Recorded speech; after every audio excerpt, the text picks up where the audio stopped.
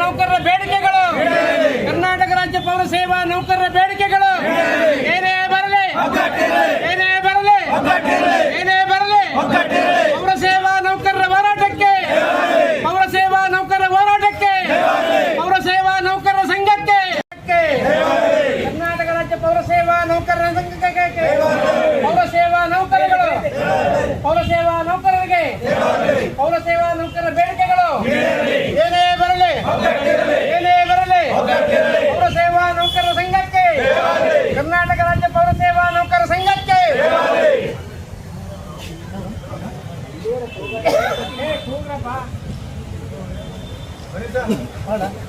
ನಂತರ ಕೂಗಿ ಘೋಷಣೆ.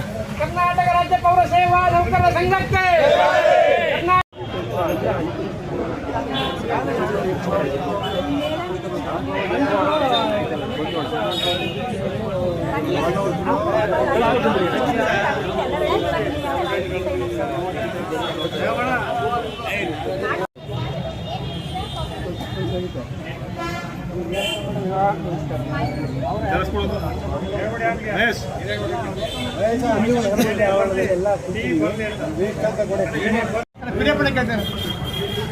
ಕಳಿಸಿದ್ದೀನಿ.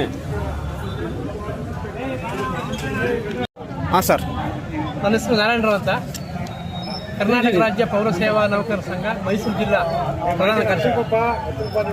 ಇವತ್ತು ನಾವು ರಾಜ್ಯವ್ಯಾಪ್ತಿ ಪೌರ ಸೇವಾ ನೌಕರರ ಸಂಘದ ವತಿಯಿಂದ ನಗರಸಭೆ, ಪುರಸಭೆ, ಪಟ್ಟಣ ಪಂಚಾಯತಿ ಕೆಲಸ ಮಾಡುವಂಥ ಎಲ್ಲ ವಿಭಾಗದ ನೌಕರರು, ಕಾಯಂ ನೌಕರಿಂದ ಹಿಡಿದು ಎಲ್ಲ ಹೊರಗುತ್ತಿಗೆ ಕೆಲಸ ಮಾಡೋ ಪ್ರತಿ ಎಲ್ಲ ನೌಕರರು ಸಹ ಅನಿರ್ದಿಷ್ಟ ಅವಧಿ ಮುಷ್ಕರ ಮಾಡಬೇಕಂತೇಳಿ ಹಿಂದೆ ಒಂದು ತಿಂಗಳಿಂದಲೇ ರಾಜ್ಯ ಸಂಘ ತೀರ್ಮಾನ ತಗೊಂಡಿತ್ತು. ಅದನ್ನು ಸರ್ಕಾರಕ್ಕೆ ನಾವು ಮನವಿ ಕೊಟ್ಟು ಒಂದು ತಿಂಗಳಾಗಿದೆ. ಒಂದು ತಿಂಗಳಾದರೂ ಸಹ ಅವರು ಯಾವುದೇ ಒಂದು ವಿಚಾರವಾಗಿ ಸಭೆಯನ್ನು ಕರೆದು ಸಂಘದ ಪದಾಧಿಕಾರಿಗಳ ಜೊತೆ ಚರ್ಚೆ ಮಾಡಿ ಯಾವುದೇ ಬಗೆಹರಿಸಿಲ್ಲ. ಈ ದೃಷ್ಟಿಯಿಂದ ಇವತ್ತು ಮುಷ್ಕರ ಮಾಡಬೇಕಂತೇಳಿ ರಾಜ್ಯ ತೀರ್ಮಾನ ತಗೊಂಡ್ರಿಂದ ಇವತ್ತಿಂದ ಎಲ್ಲ ಕಡೆ ಮುಷ್ಕರ ಆರಂಭಿಸಿದ್ದೀವಿ. ಅದರಂತೆ ನಾವು ಸಹ ನಗರಸಭೆ ಆವರಣದಲ್ಲಿ ಎಲ್ಲ ನೌಕರರು, ಕಚೇರಿ ಸಿಬ್ಬಂದಿ ಹಿಡಿದು ಹೊರಗುತ್ತಿಗೆ ಕೆಲಸ ಮಾಡೋ ಪ್ರತಿಯೊಬ್ಬ ನೌಕರರು ಎಲ್ಲ ಸೇರಿ ಮುಷ್ಕರ ಭಾಗಿಯಾಗಿದ್ದೀವಿ. ನಾವು ಏನು ಈ ಹೋರಾಟಕ್ಕೆ ನಮ್ಮ ಬೇಡಿಕೆ ಇಟ್ಟಿದ್ದೀವಿ, ಇದು ನ್ಯಾಯಸಮ್ಮತವಾದ ಬೇಡಿಕೆ. ನಾವು ಬೇರೆ ಯಾವುದೇ ಥರ ಹೆಚ್ಚಿನ ರೀತಿಯ ಸವಲತ್ತು ಕೇಳ್ತಾ ಇಲ್ಲ. ನಮ್ಮ ದುಡಿಮೆಗೆ ಇವತ್ತು ಹೊರಗುತ್ತಿಗೆ ಕೆಲಸ ಮಾಡೋ ಪೌರ ಕಾರ್ಮಿಕರಿರ್ಬೋದು, ವಾಲ್ಮೈನ್ ಇರ್ಬೋದು, ವಾಟರ್ ಸಪ್ಲೈ ವಾಲ್ಮೈನ್ ಇರ್ಬೋದು, ವಾಹನ ಚಾಲಕರಿರ್ಬೋದು, ಮತ್ತು ಮನೆ ಕಸ ಸಂಗ್ರಹ ಮಾಡೋ ನೌಕರರು ಇರ್ಬೋದು, ಇಡೀ ನಮ್ಮ ಟೌನ್ ಕಸ ಹೋಗಿ ಏನೋ ಒಂದು ಕಡೆ ಲ್ಯಾಂಡ್ ಇದೆ ಅಲ್ಲಿ ಕೆಲಸ ಮಾಡೋ ನೌಕರರು ಇರ್ಬೋದು, ಅವರೆಲ್ಲರಿಗೂ ಈ ಕಾಯಂ ನೌಕರರು ಏನು ತಗೊಳ್ತಾ ಇರೋ ಸವಲತ್ತು, ಅದೇ ರೀತಿ ಆ ಸವಲತ್ತು ಅವ್ರಿಗೂ ಸಿಗಬೇಕು ಅನ್ನೋ ದೃಷ್ಟಿಯಲ್ಲಿ ಅವ್ರಿಗೆ ನಾವು ಬೆಂಬಲವಾಗಿ, ನಮಗೆ ಅವರೆಲ್ಲ ಒಟ್ಟು ಬೆಂಬಲವಾಗಿ ಈ ಹೋರಾಟಕ್ಕೆ ಇಳಿದಿದ್ದೀವಿ.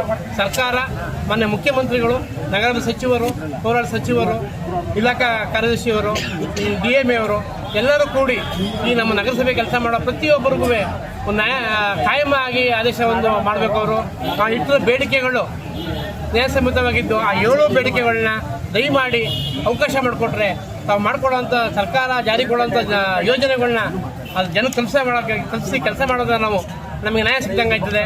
ಇವತ್ತು ಹೆಚ್ಚಿನ ರೀತಿ ಕಷ್ಟಪಡ್ತಿರೋ ನಗರಸಭೆಯಲ್ಲಿ ಅಂದರೆ ಹೊರಗುತ್ತಿ ಕೆಲಸ ಮಾಡೋ ಪೌರ ಕಾರ್ಮಿಕರು, ಮತ್ತು ವಾಲ್ಮೆನ್ಗಳು, ಮತ್ತು ವಾಹನ ಚಾಲಕರು, ಅಲ್ಲಿಂದ ಬರ್ತಾ ಮನೆ ಕಸ ಸಂಗ್ರಹ ಮಾಡುವಂಥ ಪೌರ ಕಾರ್ಮಿಕರು, ಬೆಳಗ್ಗೆ ಅವರು ಕಚೇರಿ ಒಳಗಡೆ ಡಾಟಾ ಎಂಟ್ರಿ ಕೆಲಸ ಮಾಡೋರು, ಇವತ್ತು ನೋಡಿ ಒಂದು ಖಾತೆ ಆಗ್ಬೋದು, ಒಂದು ಜನನ ಮರಣ ಆಗ್ಬೋದು, ಈ ಥರ ಏನೇನು ನಮ್ಮ ಜನರಿಗೆ ತಲುಪಬೇಕು ಆ ಕೆಲಸ ಮಾಡೋಂಥ ಅವರು ಬೆಳಿಗ್ಗೆ 10 ಗಂಟೆಗೆ ಬಂದರೆ ಸಂಜೆ 6 ಗಂಟೆ ಗಂಟಲು ಆ ಕಂಪ್ಯೂಟರ್ ಮುಂದೆ ಕುಂತ್ಕೊಂಡು ಕೆಲಸ ಮಾಡ್ತಾರೆ.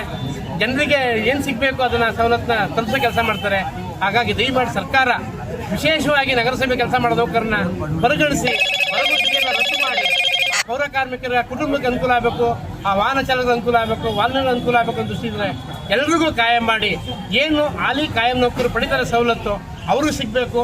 ಅತಿ ಹೆಚ್ಚಾಗಿ ಏನು ಸರ್ಕಾರಿ ನೌಕರರಂತ ಒಂದು ಇಲಾಖೆ ಹಂಗಿದೆ, ನಮ್ಮನ್ನು ಸಹ ಎಲ್ಲ ಸರ್ಕಾರಿ ನೌಕರಂತ ಪರಿಗಣಿಸಿ ನ್ಯಾಯ ಕೊಡ್ಬೇಕಂತ ಹೇಳಿ ಮಾನ್ಯ ಮುಖ್ಯಮಂತ್ರಿಯಲ್ಲಿ ಎಲ್ಲರ ಪರವಾಗಿ, ನೌಕರರ ಪರವಾಗಿ, ಇಡೀ ರಾಜ್ಯದಲ್ಲಿ ಮುಷ್ಕರ ಮಾಡ್ತಾ ಇರೋಂಥ ಎಲ್ಲ ಪ್ರತಿಯೊಬ್ಬ ಪೌರ ಕಾರ್ಮಿಕರ ಪರವಾಗಿ ಅವರಲ್ಲಿ ನಾವು ಕೋರ್ಕೊಳ್ತಾ ಇದ್ದೀವಿ.